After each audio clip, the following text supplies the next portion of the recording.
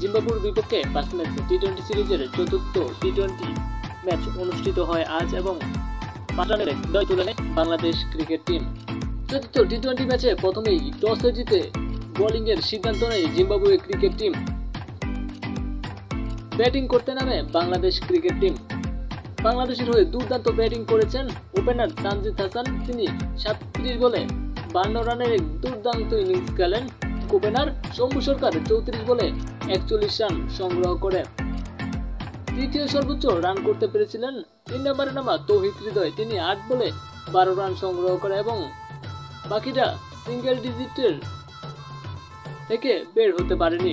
19 over 5 বলে 143 run সংগ্রহ করতেই অল আউট হয়ে যায় বাংলাদেশ ক্রিকেট টিম। জিম্বাবুয়ে হয়ে দুর্দান্ত বোলিং করেছেন লোক জঙ্গয়ে, তিনি 3 ওভারে 20 রান দিয়ে 3টা উইকেট সংগ্রহ করতে পেরেছিল। এনগারাভা এবং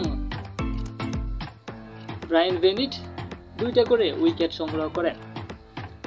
দ্বিতীয় ইনিংসে 144 রানের জয়ের লক্ষ্যে ব্যাটিংয়ে নামে জিম্বাবুয়ে ক্রিকেট টিম। জিম্বাবুয়ের সর্বোচ্চ রান করতে পেরেছিলেন জননাথন ক্যাম্বেল, তিনি 27 বলে 31 রান সংগ্রহ করতে পেরেছিল। দ্বিতীয় সর্বোচ্চ রান করেছিলেন রয়্যান পাল, তিনি 20 বলে 19 রান। ওয়েলিংটন মাসাকাজা, তিনি 8 বলে 19 রান সংগ্রহ করতে পেরেছিল এবং 20 ওভারে 4 বলে 10 উইকেট হারিয়ে 138 রানে গিয়ে থামে জিম্বাবুয়ের ইনিংস।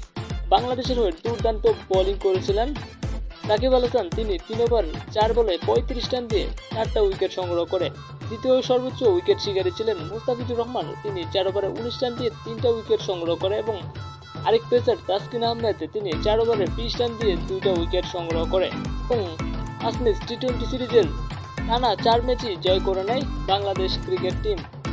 ম্যাচের প্লেয়ার অফ দ্য ম্যাচ হয়েছেন মুস্তাফিজুর রহমান।